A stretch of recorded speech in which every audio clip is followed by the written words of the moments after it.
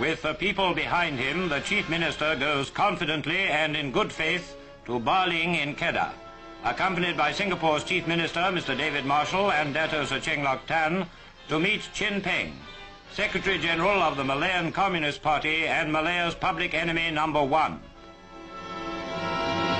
Much as the people of Malaya wish to end the senseless terror of the past, none desires to yield an inch to the men who committed these crimes.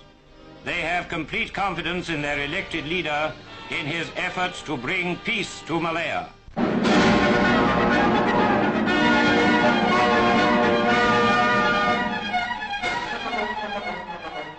The eyes of the world turned for a fateful 2 days on Baling near the Thai frontier for talks between government representatives and communist terrorist leaders. As the chief actors in the drama arrived, hopes ran high, not only among the Baling townsfolk, but among all the people of Malaya, that by some miracle the communists would repent of the evil they had done and surrender for the good of the country.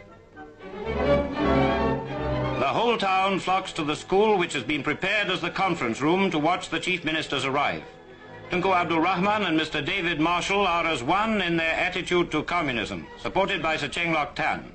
They are prepared to give the communists a fair hearing in the hopes of a peaceful settlement. The austere conference room waits with a sense of history, while a teacher's house has been prepared to accommodate the communists.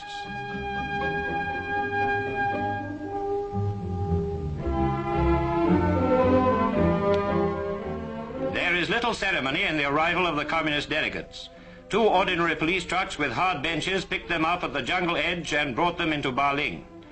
All necks craned for a glimpse of the #1 terrorist. There he is, that's him. Ching Peng, directly responsible for a brutal 7-year campaign of murder and terrorism against the ordinary people of Malaya. Propaganda Chief Chen Tian is with him, and also Abdul Rashid Maidin, who escaped from the Malacca detention camp in 1951.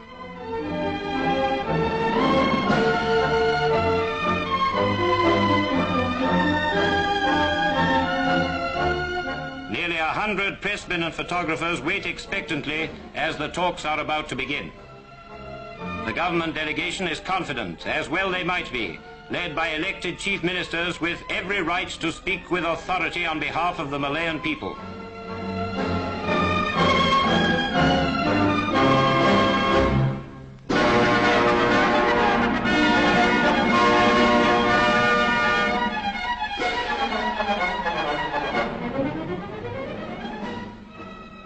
And then the communists, escorted by Mr. John Davis, the famous Force 136 guerrilla leader and former colleague of Ching Peng during the Japanese occupation.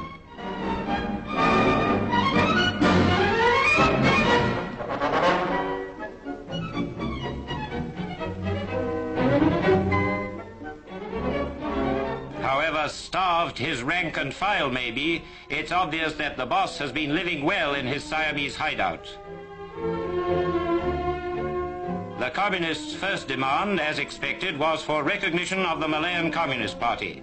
This was flatly refused. They then demanded complete freedom for all terrorists should they surrender, and the right to form a new political party. These demands were also turned down. The Tunku then yielded a point that surrendered terrorists could join existing political parties once they had proved their loyalty to Malaya. But further he could not go without imperiling the country's security. The crowd and pressmen waited tense while the talks went into night session. But the communists refused to accept the amnesty terms. The amnesty means surrender, they said.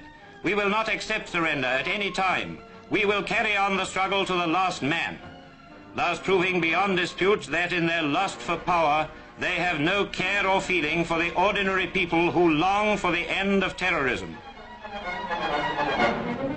There was no more that the Tunku could do without endangering the people he represents and the very country itself. So the communists returned to the jungle to continue their war, or to think again, certain of one thing, that they are now dealing with the people's representatives.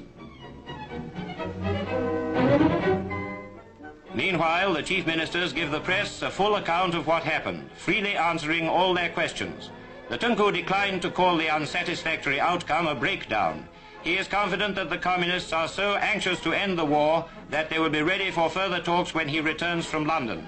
I will never give in, he told them, and the people of Malaya are with him.